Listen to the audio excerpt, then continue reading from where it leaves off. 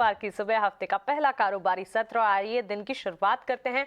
आज के लिए भारतीय बाजार के सेंटिमेंट्स कैसे नजर आ रहे हैं, ग्लोबल सेंटिमेंट्स की तरफ से भारतीय बाजार के लिए स्थिति कैसी बन रही है, सबसे पहले आपको बताते हैं।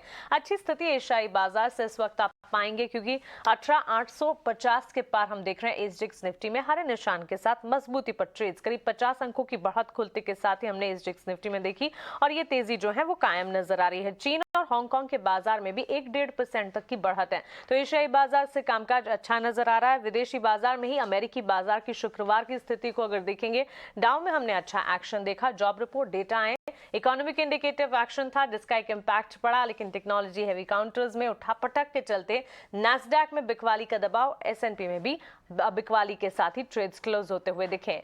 विदेशी बाजार में विस्तार से क्या कुछ हो रहा है, डेटा जो आए उसका असर कैसा पड़ता दिखा, कमोडिटी मार्केट्स का हाल क्या है, आइए डिम्पी से समझते हैं। गुड मॉर्निंग डिम्पी, आप बताएं। Good morning. अगर आप यूएस मार्केट्स में देखेंगे तो मोटा मोटी एक शब्द का इस्तेमाल किया जा सकता है, वो था सपाट कारोबार हुआ। हालांकि डाउ के अंदर जो तेजी थी वो सिर्फ 35 पॉइंट की थी और नेस्डैक के अंदर जो गिरावट थी सिर्फ 20 पॉइंट की थी। तो इसलिए इसको ना बढ़त ना गिरावट में माना जाए, बल्कि ये माना जाए कि यूएस मार्केट्स शुक्रवार को बिल्कुल मोटा मोटी सपाट ही बंद होते हुए दिखी हैं। उसकी बड़ी वजह है कुछ मैक्रो डाटा आ गया था। पहले तो ओपेक की बैठक हुई और दूसरा यूएस के अपने भी पेरोल्स और नॉन पेरोल्स के नंबर आए हैं। मैं एक एक करके आंकड़े आपके सामने रखता हूँ। दो इंपॉर्टेंट नंबर्स हैं। पहला तो यूएस का नॉन फार्म पेरोल के आंकड़े आए हैं मासिक तौर पे, यानी कि मंथली डाटा है और इसमें 2,60,000 का नंबर आया है।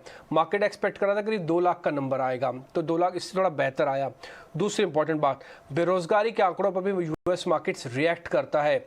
वो जो मार्केट को उम्मीद थी कि 3.7% के आसपास होंगे, एग्जैक्टली 3.7% का ही नंबर यूएस मार्केट्स के अंदर कोट होके आया। ध्यान रखिएगा, यूएस मार्केट्स के अंदर दो चीजें बड़ी इंपॉर्टेंट होती है। फर्स्ट उसका सीपीआई इन्फ्लेशन यानी कि इन्फ्लेशन का नंबर, दूसरा उसका बेरोजगारी का नंबर। ये दोनों अगर मार्केट की उम्मीद के मुताबिक रहते हैं तो बाजार सपाट रहता है, उम्मीद से कहीं बेहतर तो चलने पर और कहीं खराब रहेगा तो टूट जाता है। तो फिलहाल ये मार्केट की दोनों उम्मीद से कहीं ना कहीं पॉजिटिव या फिर सपाट थे, इसलिए यूएस मार्केट्स के अंदर कोई ज़्यादा उठापटक हुई नहीं है। एक दूसरा इंडिकेटर था, ओपेक की बैठक हुई। ओपेक की बैठक के अंदर जो पुराना फैसला लिया गया था कि प्रोडक्शन में हल्की हल्की कटौती करेंगे, लेकिन कोई बड़ा बदलाव इस बार की ओपेक की बैठक से निकल के नहीं आया है। जो पहले के लेवल्स थे, जो डाउन स्ट्रीम और अपस्ट्रीम के लेवल्स थे, वो वही है कि $30 से लेके $120 की रेंज के बीच में क्रूड रहेगा मोटा मोटी।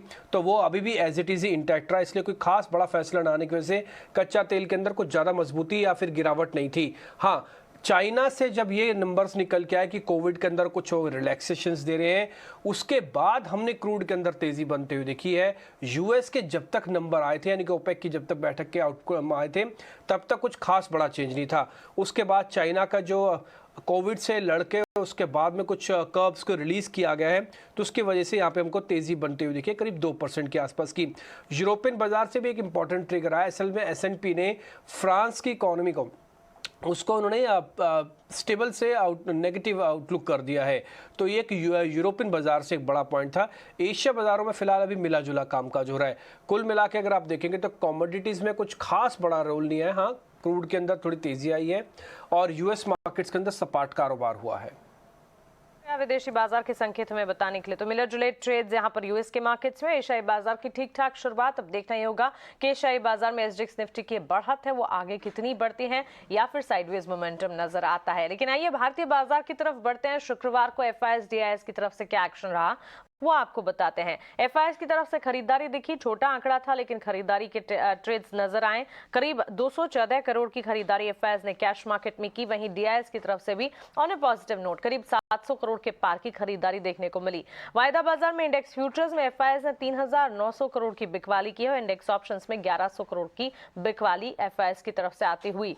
तो ठीक है, कैश मार्केट में एफआईएस डीआईएस की खरीदारी के आंकड़े हैं, लेकिन वायदा बाजार में एफआईएस की बिकवाली है, जिसे कंसर्न के तौर पर आपको वॉच आउट करना चाहिए। आइए ये सारे संकेत लेकर चलते हैं हमारे मार्केट एक्सपर्ट के पास। हमारे साथ रेलिगेयर ब्रोकिंग के अजीत मिश्रा जुड़ गए हैं। अजीत, गुड मॉर्निंग, स्वागत है आपका 18 आवर्स स्वदेश पर। फ्राइडे सेशन में वॉलेटाइल ट्रेड्स देखे हमने, उसके बाद कमजोरी के साथ ही कामकाज क्लोज होता हुआ दिखा और आज के सत्र के लिए नया हफ्ता शुरू करने जा रहे हैं। ट्रेड स्ट्रेटेजी क्या बना रहे हैं, भारतीय बाजार की स्थिति, लेवल्स कौन से हैं हम समझते हैं आप? Good morning Mansi. तो मानसी देखिए, लास्ट हफ्ता काफी इंपॉर्टेंट रहा मार्केट के लिए। नए हाई बनते हुए हमने देखे, थोड़ा बहुत प्रॉफिट टेकिंग जरूर देखने को मिली फाइनेंस सेशंस में, बट वो लाजमी है कंसिडरिंग कि मार्केट में काफी अच्छा रनअप ऑलरेडी हो चुका है। और इनफैक्ट 8 ट्रेडिंग सेशन लगातार तेजी के बाद थोड़ा प्रॉफिट टेकिंग होना इट्स नॉर्मल। तो मुझे लगता है कि मानसी ये थोड़ा कंसोलिडेशन जरूर दिख सकता है बाजार में, बट टोन पॉजिटिव रहेगी क्योंकि अक्रॉस सेक्टर्स आप देख रहे हैं पार्टिसिपेशन देखने को मिल रहा है, बैंकिंग, आईटी, ऑटो। तो कहीं ना कहीं मुझे लगता है कि स्टॉक स्पेसिफिक रहने की जरूरत है यहाँ पे। मार्केट में टोन पॉजिटिव रहेगा। अगर इंडेक्स की बात करें तो 18,600 का जोन अगर इंट्राडे में आपको मिलता है तो एक बाइंग अपॉर्चुनिटी होगी। वहीं पे 18,450 एक नेक्स्ट इंपॉर्टेंट सपोर्ट करेक्ट करेगा। ऊपर पे करीब 18,850 और 19,000 के लेवल्स ये मेन रेजिस्टेंस करेक्ट करेंगे। बैंकिंग में देखिए मानसी, कहीं ना कहीं almost in line with the Nifty ये ट्रेड कर रहा है, तो यहाँ पे भी मुझे लगता है कि कंसोलिडेशन का ही दौर रहेगा। बट यहाँ पे भी बाइंग ऑन डिप्स कंटिन्यू करना चाहिए, खासतौर से प्राइवेट बैंकिंग नेम्स में। इंडेक्स की अगर बात करें तो 42,750 ये काफी इंपॉर्टेंट सपोर्ट रहेगा फॉर द इंट्राडे। यहाँ पे आप बाइंग की अपॉर्चुनिटी ढूंढ सकते हैं। 42,400 अगला सपोर्ट और करीब 43,450 टू 43,800 ये इंट्राडे में रेजिस्टेंस करेक्ट करेंगे। अंडरटोन तो पॉजिटिव है। हमने अच्छी खासी तेजी देखी, उसके बाद एक हल्का सा कंसोलिडेशन का फेज नजर आया। और ऐसे में सेक्टर्स की अगर बात करें, मीडिया, मेटल, पीएसयू बैंक और रियल एस्टेट ने अजीत बाजार को लगातार संभाल कर रखा। आज के लिए strategy sector wise stock specific क्या होगी? बिल्कुल। तो देखिए, जैसे आपने बताया कि पहले तो केवल सेलेक्ट सेक्टर्स कर रहे थे, अब अक्रॉस दी बोर्ड है। यहाँ पे स्टॉक स्पेसिफिक भी मेरे हिसाब से काफी अच्छा ट्रैक्शन दिख रहा है। तो दोनों ही नाम लॉन्ग साइड के लिए रिकमेंडेशन में होंगे। पहला नाम होगा अपोलो हॉस्पिटल का। काफी अच्छे कंसोलिडेशन ब्रेकआउट के बाद एक पॉज देखने को मिला था और लास्ट ट्रेडिंग सेशन में यहाँ पे आपको वो पॉज रिज्यूम करते हुए देखा, ट्रेंड को रिज्यूम करते हुए देखा, बावजूद इसके कि मार्केट में प्रेशर था। तो अपोलो हॉस्पिटल करीब 51-50 तक के टारगेट्स के लिए यहाँ पे आप लॉन्ग कर सकते हैं 4770 के स्टॉक के साथ। दूसरा रिकमेंडेशन टाटा कम्युनिकेशन का। यहाँ पे भी काफी अच्छी बेस फॉर्मेशन हुई है आफ्टर रीसेंट अप मूव। और जिस तरीके से चार्ट पैटर्न्स पैन आउट कर रहे हैं, वो करीब 1380 तक के लेवल्स दिखा रहे हैं कि नियर टर्म में आपको देखने को मिल जाएंगे। तो यहाँ पे भी आप लॉन्ग करिए 1290 के स्टॉप लॉस के साथ। अपोलो हॉस्पिटल्स और टाटा कम्युनिकेशन, लगातार हम आपको बता भी रहे हैं कि हॉस्पिटल्स डायग्नोस्टिक प्लेज हैं जिसमें अच्छा, हेल्थ केयर प्लेज हैं जिसमें अच्छा एक्शन नजर आ रहा है। और अब एक्सपर्ट्स के भी रेडार पर ये सेक्टर। और फार्मास्यूटिकल इंडेक्स में हमने देखा म्यूटेड एक्शन से अच्छी तेजी की तरफ ये सेक्टर जो है वो बढ़ता हुआ नजर आ रहा है। 5150 के टारगेट्स अपोलो हॉस्पिटल के लिए और टाटा कम्युनिकेशन दूसरी कॉल इस वक्त अजीत की तरफ से। और यहाँ पर टारगेट्स जो हैं 1380 के। आइए, ये ट्रेडिंग स्ट्रैटेजी तो हमने जानी।